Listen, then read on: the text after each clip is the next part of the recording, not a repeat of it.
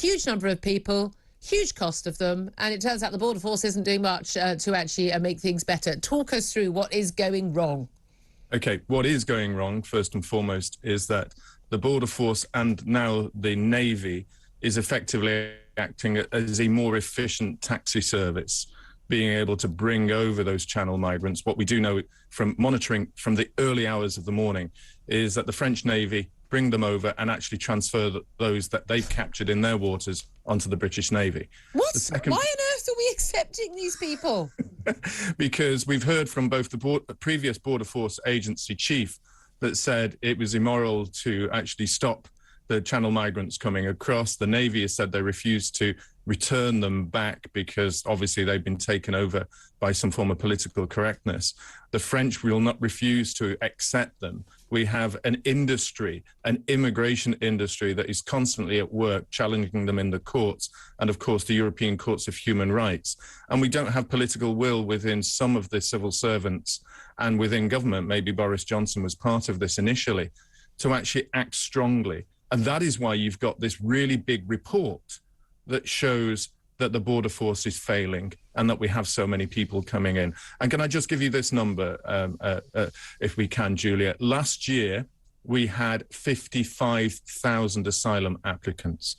That includes those coming across the Channel. And at £40,000 a day for a year for each migrant in the first year, that is billions of pounds being spent. It is absolutely extraordinary. I mean, those numbers are absolutely huge. And I keep seeing day after day those pictures of and again, healthy young men. On average, 80-90% of them are young men who are arriving on these boats, and they're walking up the beaches with or without anyone actually guarding them. And they're coming to this country. We don't know who they are. Many of them don't have any documentation saying where they are. They'll say whichever country they've been primed by the people traffickers to say they're from to try and help them get their asylum claims. But we're told again and again the majority of these people who apply for asylum get asylum, and therefore they are legitimate, and we should, if we provided safe and legal routes for them, then they would come through a safe and legal route. So we're creating the problem. And if the government dealt with that issue, then we wouldn't have the problem of people coming illegally on those boats, paying those people traffickers. Is that right? Well, we certainly would see a hell of a lot more people coming across if they had the safer routes. And this is the plan for the Labour Party. The idea is that they would negotiate with the French and other European countries to set up centres in those countries and just be able to say, we'll give you the application there. We can make you the asylum application in France, and then we'll pass you over, and then we'll bring you across, no doubt with the Border Force and the Navy as well.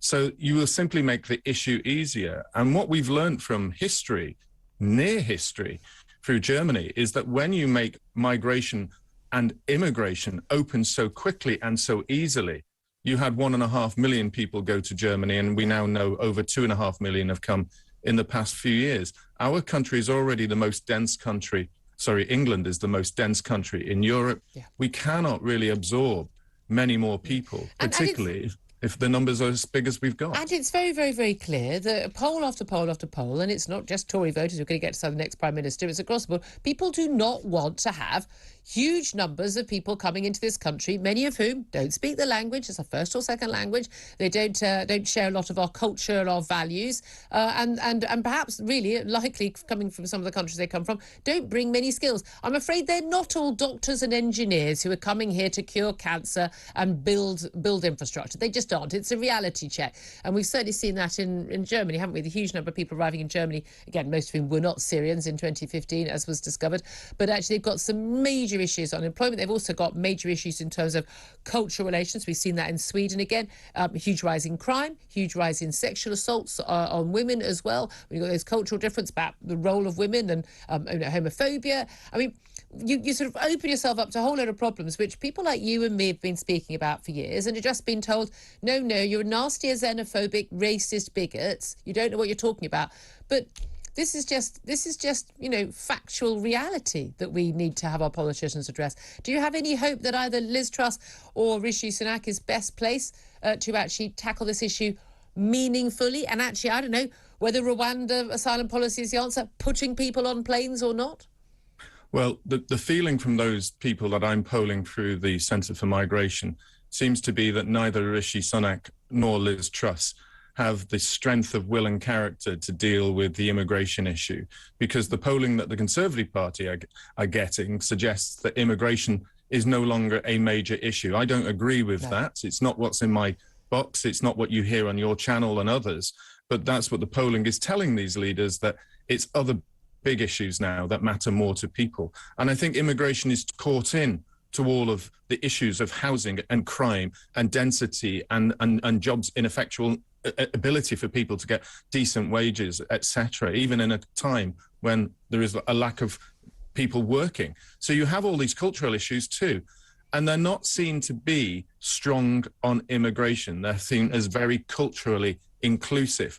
And as a consequence of that, there is a huge danger. And I think the Conservative Red Wall MPs need to really bear this in mind, that in their seats, they're the ones that kept the Conservative Party in power, not the ones in the South, which are facing Liberal Democrat attacks. It's those in the North. And if they lose on immigration, they lose on fishing, they lose on Brexit, then those seats will fall quicker than you see the number of migrants crossing over the channel. Which I don't think anyone's expecting any fall in any time soon. And we'll see if that Rwanda policy makes any difference. But again, hasn't actually been, no one's actually been taken up. They've been put on the flight. They haven't actually taken off the tarmac.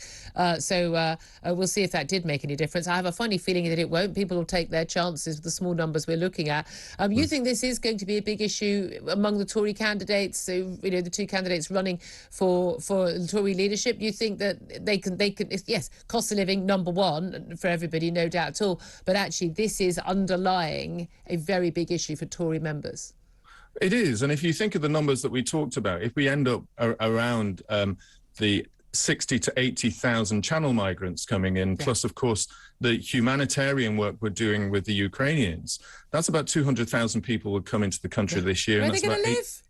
£8 billion to the tax burden for us in this year. And if you think of that 8 billion, that's roughly around £400 that you could give each family home to help with their electricity. So there is a tie-up between the cost of living crisis and what government spends and where it spends. Absolutely. Stephen Wolfe, really good to talk to you. Thank you very much indeed, Director of the Centre for Migration.